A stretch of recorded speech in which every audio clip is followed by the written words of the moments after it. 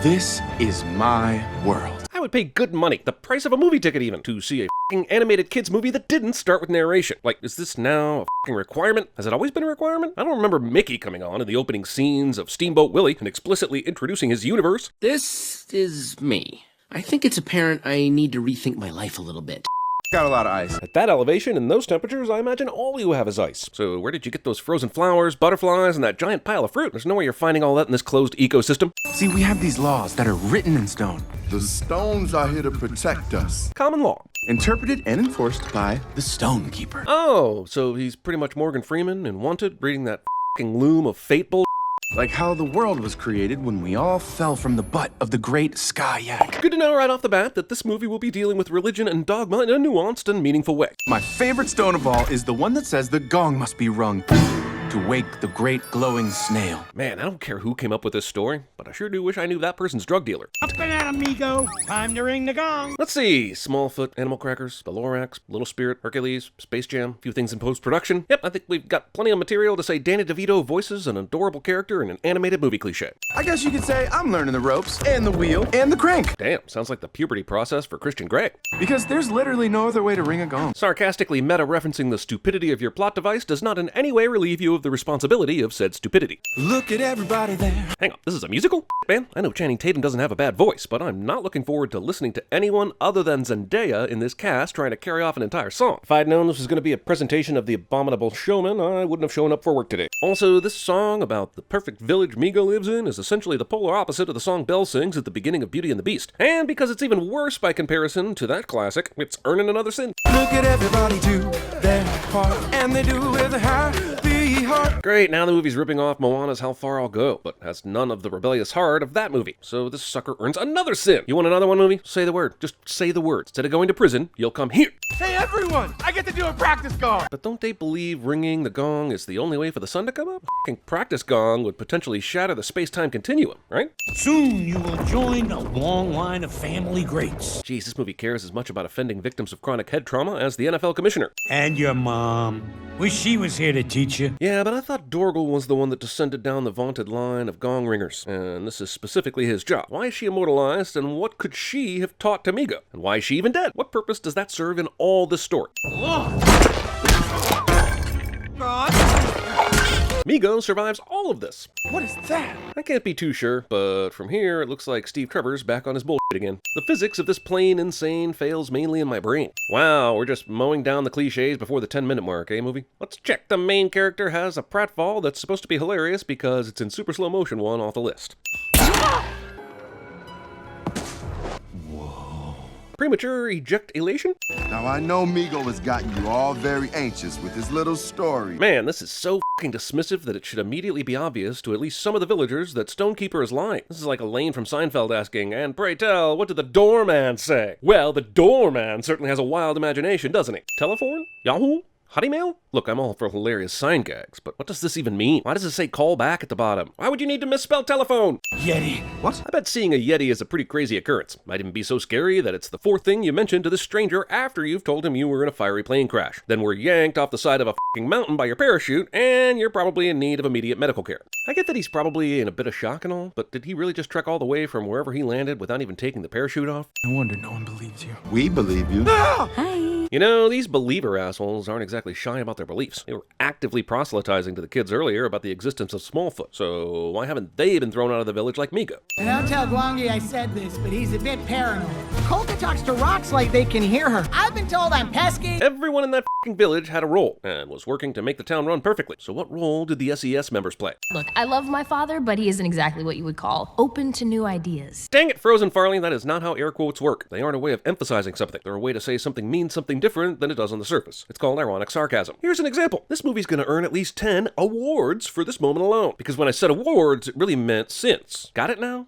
We have searched the entire mountain for years trying to find one. Years? Between the four of them? How have they not found one even by accident? There's a village, like, within easy walking distance, and there must be hikers around if there are artifacts. Also, how did they even get out without anyone noticing them? I thought this was a closed society, where everyone had to be present and accounted for at all times. Damn it, it shouldn't be that hard of a narrative to follow. Then there's this. The scroll of invisible wisdom. Har har movie, but what the hell? They only have 4 human artifacts, but one of them is a cheap attempt at toilet humor? And how the did you even get this? What mountain hiker would ever leave an entire roll of what looks like very comfortable toilet paper behind? Just imagine the amazing stuff they put on here. Bunch of crap, if you ask me. We got jokes, y'all. It's not just about tearing down old ideas. It's about finding new ones. You know what? Come with me. Damn, that escalated quickly. If I were Migo, I'd be a little worried about what Michi means by new ideas. Let's talk about perspective, shall we? This fully crystallized snowflake on his finger is taking up just a little less space as the human boot we saw earlier, meaning the snowflake is roughly the size of a human foot. Dig beneath the surface, find the lessons there to learn. Jeez, lady, this is in the running to be the preachiest song of all f***ing time. All these questions. The hell's going on here? Is Migo taking her to Pleasure Town? Okay, I'll go. What? Why? Did those hallucinogens Michi clearly just used seriously change Migo's mind that fast? I guess LSD's a hell of a drug. Definitely not enough rope! We've already firmly established Looney Tunes physics in this movie, but come on, are we really going full Wile E. Coyote here? You never go full Wile E. Coyote. This surprisingly goes on for some time. Okay, I made a joke about Migo surviving the gong launcher mishaps, but this is full-on Yeti crap right here. It's not like Migo fell off a steep ledge or something. It was all the way down a goddamn mountain. Don't tell me that anything else in this movie is supposed to matter. Also, aren't mountains kind of mountain-shaped? How did he fall straight down for so long without hitting any sort of slope? Movie is betting hard that the audience is all in on the screaming goat meme. I actually don't mind so much, but I bet some kids were shocked to learn that this movie takes a hard turn into 127 hours territory. That man has altitude sickness. Are they still having this conversation? Since we left them, we've been through the finding of the secret skeptic society, a never-ending story about the nothing, an entire Zendaya song about what makes a wonderful life, coming up with a rope plan, the failure of the rope plan, and the non-stop mountain pratfall. I'm not saying it couldn't be the same day, but if it is, there is no way this argument about the pilot hasn't found some resolution by now. We post the video, it goes viral, then boom, my ratings skyrocket. Viral videos. Picked up a suit in town this afternoon and it's a cracker. That's racist. Also, how convenient that you picked up that suit long before you bumped into the pilot that mentioned seeing a Yeti. It's almost like the writers knew it would happen. I will take that money and give it to charity. That's how much integrity I will have. Seriously, James Corden and Kevin Hart sure are duking it out for the most annoying voice acting competition. It's at this point that Percy's singing Under Pressure, and I have to ask, how dare you, movie? Queen? You think you can just use the amazing and timeless music of Queen to hide the fact that there is barely any substance to the trite shallowness you're putting on the screen? That kind of may win Golden Globes. We won't stand for it around here. Holy did Corden's character single-handedly turn this into Emoji Movie 2? Because I did not consent to that. Okay, hair looks good. I'm not gonna lie, as much as I've given it, I was right on the verge of mildly enjoying this derivative but cheery movie. But once Percy showed up, I'm having as much fun as watching Justin Bieber featured on Carpool Karaoke. From what we've heard, the Yeti roars are super loud to humans, but no one else in the bar can hear any of this? Himalayan booze must be some good.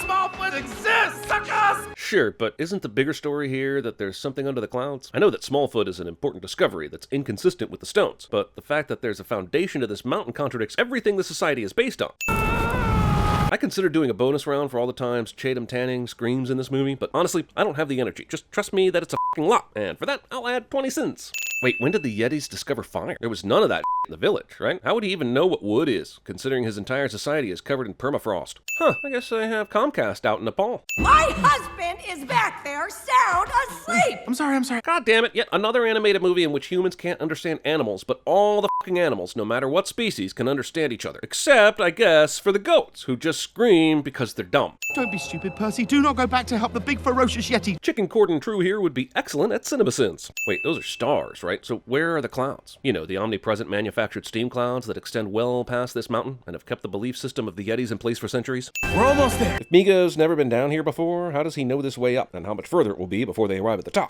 4 more Sasquatch. Just a reminder that this little guy had a tooth violently knocked out of his head earlier that he won't even mention until some mid-credits scene days from now. You know, as one does. Not only has the Right Stuff parody been done a million times before and a million times better, it's even been done by monsters before in Monsters, Inc. Movie has achieved maximum derivative. Honestly, I have just as many questions as you do. Me too. Like, how does Percy's phone have any power left, considering he's been videoing this entire escapade? And early yesterday evening, it was already only at 2 bars of battery life. You call that art? YouTube comment sections. What's going on right now? Did they just invent the power of flight during the first verse of this song? Do you see what you've started? I guess. Where'd the Stonekeeper even go during this montage? He couldn't at least try to keep the harmful creative fervor down a bit? I missed the gong, but the sky snail, it came up anyway. Yeah, but there's no way this hasn't happened before, especially considering the time the sunrises would be different throughout the year, and they have no way of timing the gong perfectly. But hey, at least we get to experience Dad's extremely crucial B-plot that's exactly the same as the son's A-plot. I've been banging my head on that thing to wake up a gas ball. That's usually what wakes me up. Wow, a movie managed to cram Dorgal's entire existential crisis in between a poop and a fart joke. I think it's about time I give you some answers. Common knowledge. That's right, we used to live down there. But there were actions we could not forgive down there. Jeez, which way should I go here? The glut of syllables in that last line? The fact that common just rhymed down there with down there? I think the rap-splaining is the most offensive part. So here goes. Discount Hamilton. Look, we know Yetis aren't completely stupid, but the village is still super f***ing primitive. I mean, they travel by sticking their hands to a goddamn ice block. So who built this incredibly sophisticated system of chamber transportation? And if the stone keeper's the only one that uses it, why is it this f***ing big? So none of those stones are true. They're all lies. Good lies. This movie is M. Night Shyamalan's The Village. The f***ing Village. Can you believe someone watched The f***ing Village and said, hey, that concept would kill as a kid's movie? So let me share a secret that you'll learn as you grow older. What's true or not true is in the eye of the beholder. For tonight's performance, the part of Stonekeeper will be played by Sarah Huckabee Sanders. He wants to take my home away because of something called a variable interest rate. I mean, anyone could have been the Smallfoot, and this movie would have been at least 90% more interesting. How about Brenda? Why couldn't she have been discovered by Migo? There we go! Boom! Candy Crush humor was understandable 6 years ago when Wreck-It Ralph did it, and beyond played out by the time Emoji Movie did it, so I'm not even sure what to call it now. Desperate? Pathetic? Desperate-thetic? Yeah, let's go with that. It's not a Smallfoot. Yeah, so I was wrong. I got confused. Man, Migo is the easiest motherfucker in the world to convince to do something. Apparently just sing him a song, and he'll capitulate to whatever you want. These are lies, Migo. We saw you go below the clouds. You know, for voice talent, LeBron James sure is an excellent basketball player. We need to talk. I think you've said enough. An underrated quality possessed by the Stonekeeper is the ability to suddenly cause a protagonist fight before the climax of the movie cliche. I was pretty happy when I didn't know about the Smallfoot. Hey, me too! But then Chris put it on the schedule, and I was like, hey, what the hell's that? And now we're in the same boat, Migo. I feel like such a jerk. You know, they've been talking for a good while since Dorgal woke up, and every other time we've seen the gong wrong, they've gone right out to do the slingshot thing. So what's taking the sun so long to come up? Does it have a sense of dramatic timing? What have I done? Well, it's really been a systematic subterfuge that's been in place for hundreds of years, and has involved who knows how many previous elders that held this knowledge, but sure, man, make it all about you. You thought I was kidding when I mentioned how much screaming there was in this movie, didn't you? Didn't you? Okay, pros and cons. Movie has time for this. What? I know, right? How the did she get all the way to Kathmandu without anyone seeing you assholes? Hi! The director said, let's draw your character with an apple when you react to the Yeti. It'll make you look like even more of an asshole than those mutton chops. Hey, you, get the hell out of here with that banana crap. And what the hell kind of exotic hooch is this lady drinking? Sorry, I got off track. So you're an asshole. Wow, those are fast! And super convenient, considering there was no traffic at all going through these streets when Michi was wandering around for several minutes. I think I found her. Come on, man, there is no way this city is this close to the Yak Shack, or we would have seen it before now. This is like suddenly finding out Gotham City is just across the bay from Metropolis. Yes, that's definitely the first thing I'd do in this incredibly well-lit city center when confronted with a large mammal I know nothing about. Michi, we're here. It's okay. Even though there was an entire police force tracking Michi, it's amazingly simple to find a hideout where 4 large Yetis can easily hide in this city. They're terrible creatures. Not only that, they can't even sketch to scale. I mean, look at how f***ing small that Yeti is.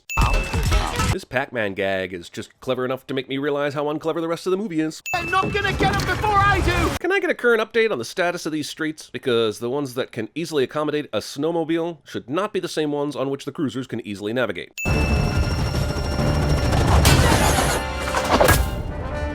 Huh? You know what they say, let he who is without any regard for human life in this helicopter cast the first stone. What are those things? If memory serves, the bad guys at the end of Die Hard 2. Just a publicity stunt for ratings. Even if they somehow thought that Percy Haxon here was behind one of the creatures that just completely rampaged their town, how do they explain the other 2 creatures, which look completely different, that hundreds of people saw? Not to mention how much phone video evidence there should be. Well, there goes my fame. Yeah, but you have something better.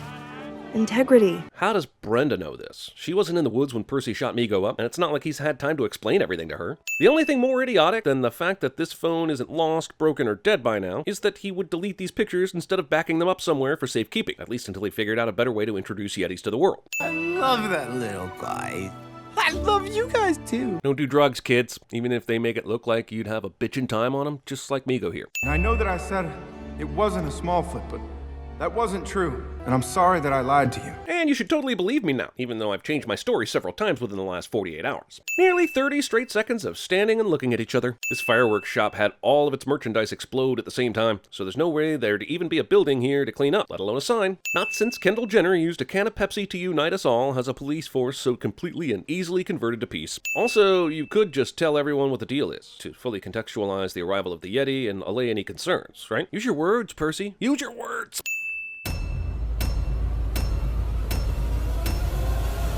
I will name him George, and I will hug him and pet him and squeeze him. As you might have heard, we recently announced the inaugural year of Sin Week. It's coming up soon. Holy sh! Sin Week is an e-convention that you can access at all levels of patronage. We'll have 5 CinemaSins videos that week for members, panels, a live podcast, and much more. Oh, you have no idea! And if you're signed up at the top tier, you're eligible to attend Sin Week in person. Hang out with Chris, Jeremy, and the Sins gang in beautiful Nashville, Tennessee. Ray took his ass to Nashville! You'll be teeing it up at Top Golf. You'll even be treated to some great food. Faye, this is so scrumptious. If you haven't already, sign up today at patreon.com/CinemaSins. Join the club. We accept that one of us. Google Gobble, one of us. Zendaya is Michi. And LeBron James is Gwangi. Look at everybody there. No day. We might see some octopuses. No day. Oh, holy wowness! Language. Mankind, that word should have new meaning for all of us today. We will be united in our common interest. We're going to survive. Today, we celebrate our Independence Day. I thought I'd... Stop that. You're not going to do a song while I'm here. Hi, I'm Migo. Welcome to the Himalayas!